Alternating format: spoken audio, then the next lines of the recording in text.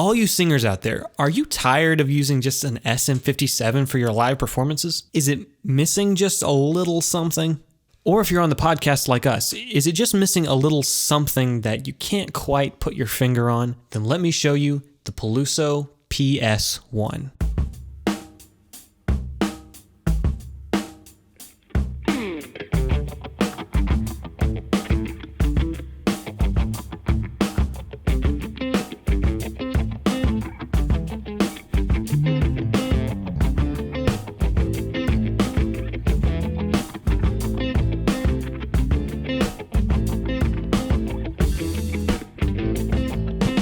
Start off, we at Successfully Unsigned are not sponsored by Peluso. However, they have been gracious enough to send us over one of these beautiful mics, what you are listening to right now, the Peluso PS-1, for us to test and review. Peluso Mics was started in 2002 by John Peluso, who had a long history in vintage microphone repair. He began creating his own tributes and clones of famous mics like the U47, the U67, the C414, etc. The Peluso brand now has over 18 different models in production, which you can find at a link below in the description. These include several original creations, including the one that we are listening to today, the Peluso PS-1. To help us with context today, as we listen to the PS-1, I have a Rode M2, which is Rode's version of a handheld condenser, that we can test and review and compare against. But before we review it, let's start out with a few of the underlying concepts. There are two things that I am most excited about conceptually in this microphone. First of all, the handheld body style for condenser microphones is not the popular choice for most situations. However, I've personally heard them in a few different places and have loved them, and I can't wait to see what we do with it here at DShack. The second thing is that condenser microphones are not the common microphone of choice for live situations and for live vocals. Most live events use some kind of basic dynamic microphone like an SM57 or an SM58 for vocals. They're tanks, they sound fine, they work, but there's nothing special about how they sound. So why not shoot for something higher? While we don't have a concert right here in my studio to show you what they sound like live, you can go back and listen to the Successfully Unsigned Christmas concert live stream videos and hear what this mic sounds like in a live situation.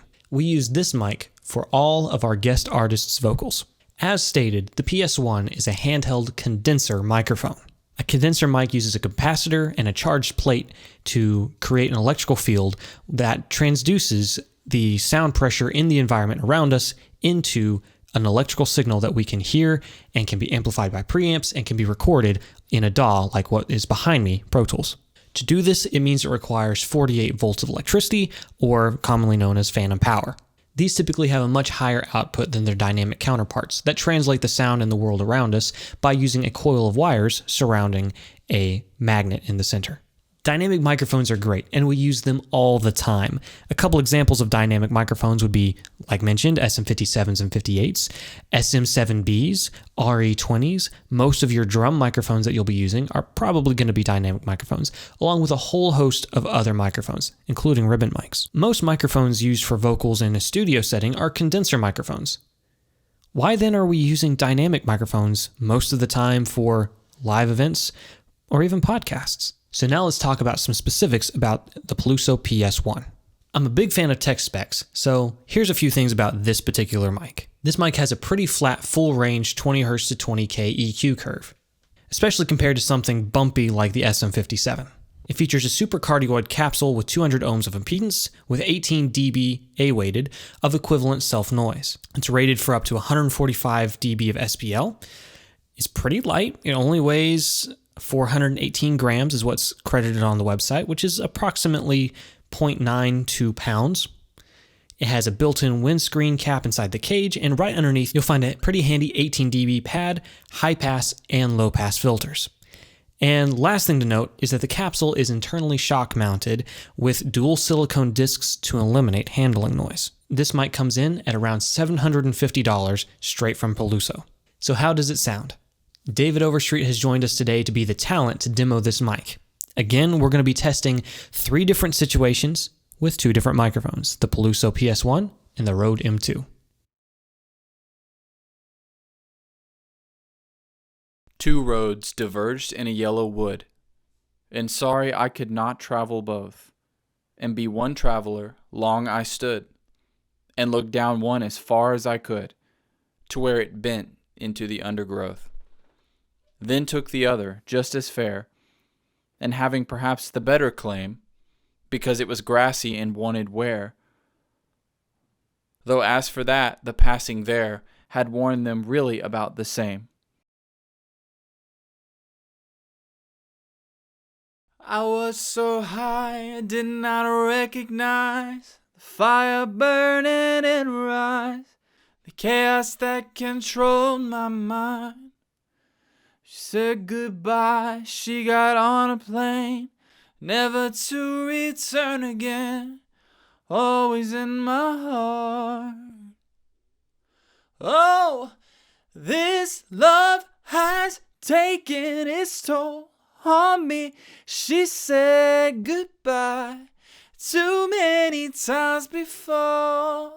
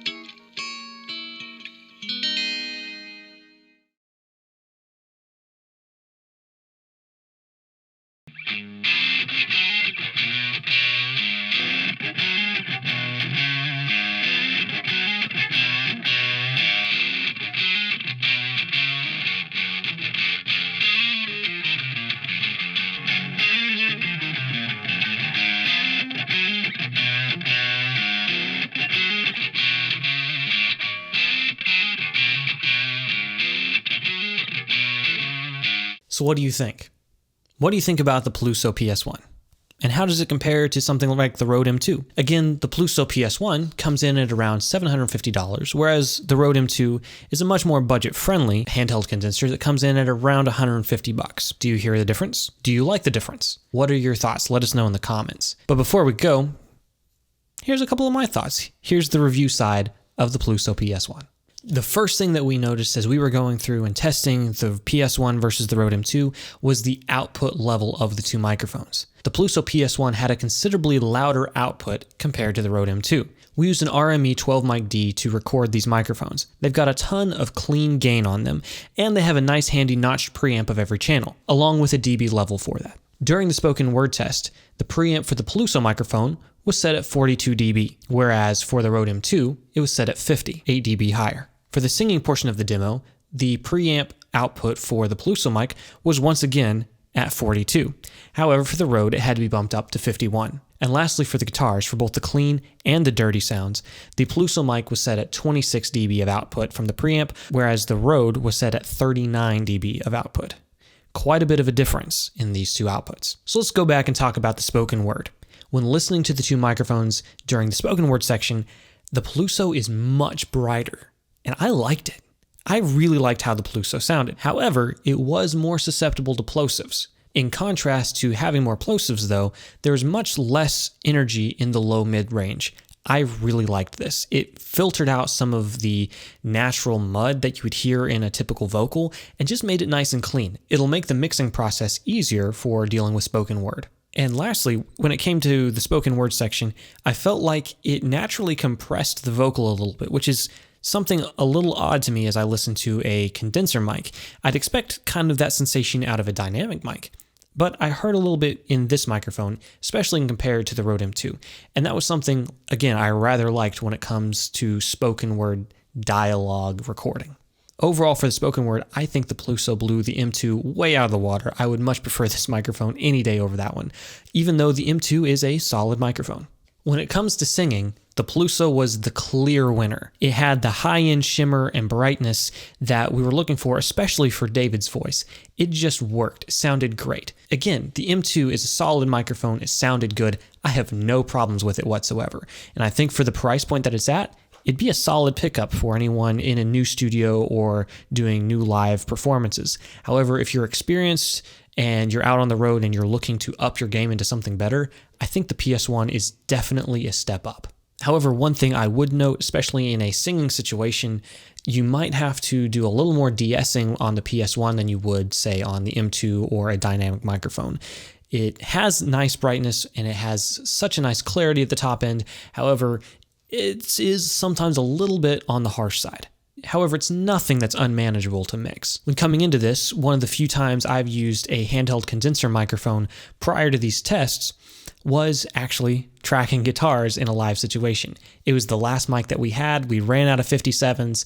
I didn't really know what it was, a Shure handheld condenser, and so we threw it up on some electric guitars, and I turned out to really like it. And so, while this is not the typical application for handheld condenser microphones, I wanted to take the time today to test and see how it would sound on the Marshall Half Stack. So for the clean tone, I think so far in our testing and review, this is the closest that the two microphones have been and the hardest choice between the two microphones. Personally, I kind of like the Rode slightly better on the clean tone.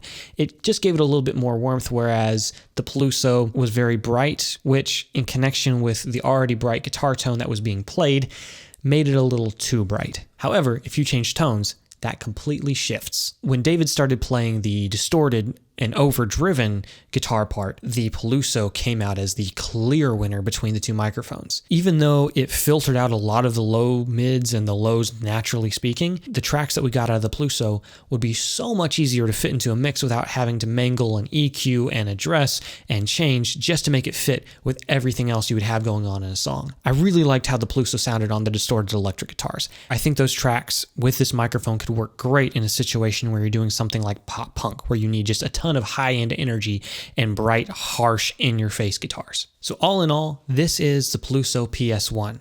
I think it's a fabulous mic, and thank you so much, Peluso, for sending this over. I've had a ton of fun with this microphone and would love to keep tracking on stuff just like this. If you're in the market for a handheld condenser microphone, or even if you're not, this is a microphone that you should consider. We've had a lot of fun recording with the PS1. If you want to know more about this microphone, you can check out their website linked in the description below. And don't forget to like, share, and subscribe to this video if you want to see more microphone reviews here on Successfully Unsigned. Until next time, it's been DaleShack.